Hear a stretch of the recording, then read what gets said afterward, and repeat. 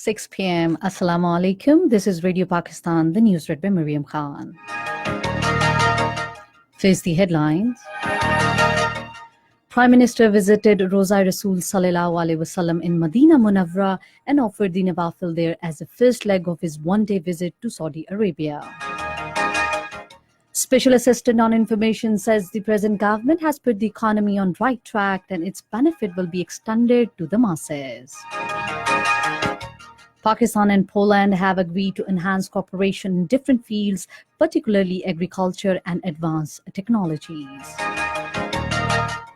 Genocide Watch has told the US Congress in briefing that the Muslims are just one step away from genocide in occupied Kashmir and Assam. In India, violent protests continue in several cities against the controversial citizenship law. In Afghanistan, 23 security personnel have been killed in a Taliban attack in Ghazni province. And now the news in detail.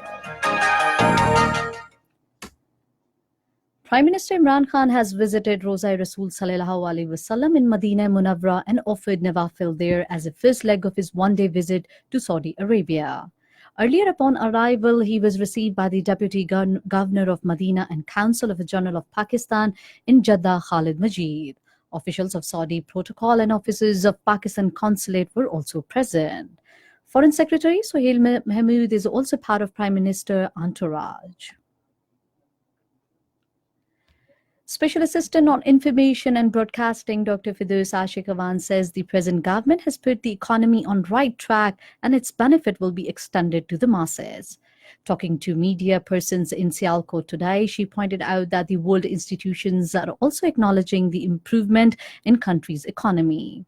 She said the government is committed to promote the small and medium enterprises and ensure ease of doing business. The Special Assistant said a committee has been constituted by the Prime Minister to resolve the different issues of the exporters. Addressing a ceremony at a college in Sialkot, Firdaus Ashiqawan expressed the confidence that the people will see a new and better Pakistan next year.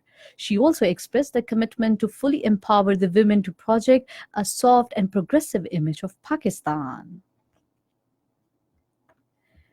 Speaker National Assembly Asad Kasser says the government takes opposition into confidence in legislative matters. Addressing a function in Charsadda this afternoon, he hoped that the appointment of Chief Election Commissioner will be done by Monday. Addressing a function, Defence Minister Pervez Khattak said that the government is committed to take away the country from the disaster of war on terror. He said all institutions have been made free from political interference. Advisor to Prime Minister on Establishment Shahzad Arbab says the Prime Minister will soon launch 180 billion rupees ASAS program for the poorest segment of society. Talking to media persons in Peshawar today, he said 137 packages will be included in ASAS program for deserving people. He said the Prime Minister would also launch a new system of utility stores this month costing 6 billion rupees. He said efforts are underway to control price hike at tehsil and district level. Pakistan and Poland have agreed to enhance cooperation in different fields, particularly agriculture and advanced technologies. The understanding came at the 7th round of Pakistan-Poland bilateral political consultation in Warsaw. Special Secretary Dr. Aman Rashid represented Pakistani side, while the Polish side were represented by its Under-Secretary of State for Eastern and Asian Policy, Marcin Przydak. The Polish side was briefed on India's illegal and unilateral actions of 5th August 2019 aimed at changing the dispute of status of Indian-occupied Jammu and Kashmir. The Polish side was also briefed on the Pakistan's efforts for peace and reconciliation process in Afghanistan. The Polish side appreciated Pakistan's constructive role in Afghan peace process. Pakistan's permanent representative to the United Nations office in Vienna, Ambassador Mansoor Ahmad Khan, has been elected as a chair of the United Nations Commission on Narcotic Drugs. According to Foreign Office, Pakistan's unanimous election reflects another vote of confidence by the international community in Pakistan's leadership and its important role in the global policy discourage on the world drug issue. Following its election as the chair, Pakistan would steer the Commission through the dialogue and cooperation with all the stakeholders to address challenges related to narcotic drugs. The 63rd session of the Commission will be held next year. This is Radio Pakistan giving you the news.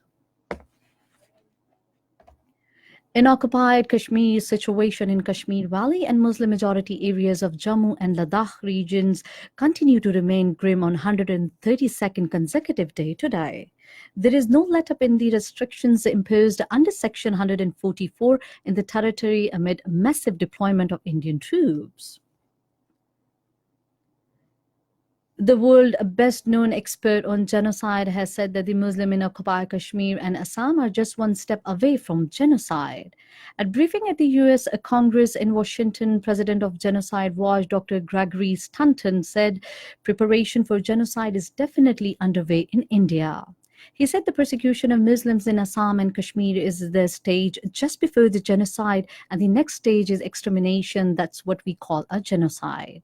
The Congressional briefing ground reports on Kashmir and NRC was recognized by the three US-based civil society organizations, the Indian American Muslim Councils, Emerge Action, and the Hindus for Human Rights.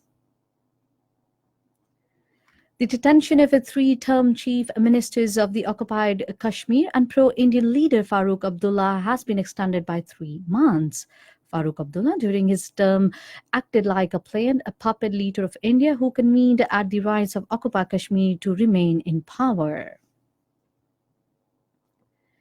In India, 2 people have been killed and 25 injured by police firing, 85 arrested and thousands detained in the violent protest against the new citizenship law across the Assam state.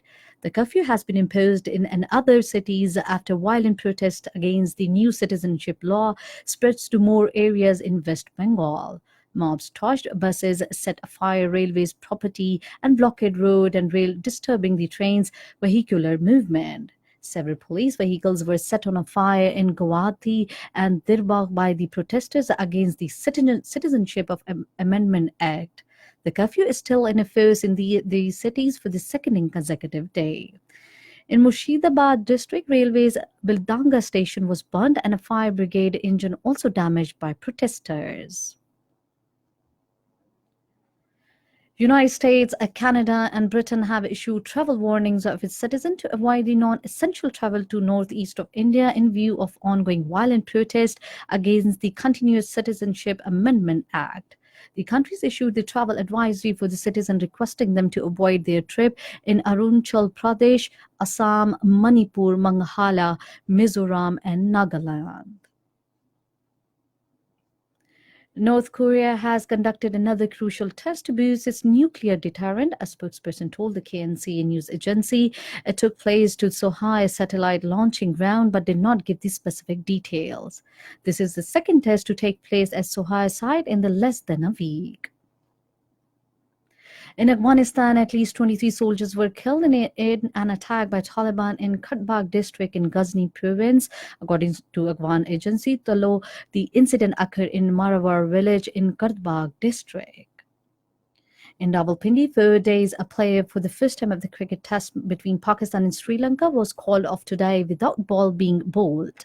Third day's play was also called off due to the rains after only 5.2 overs.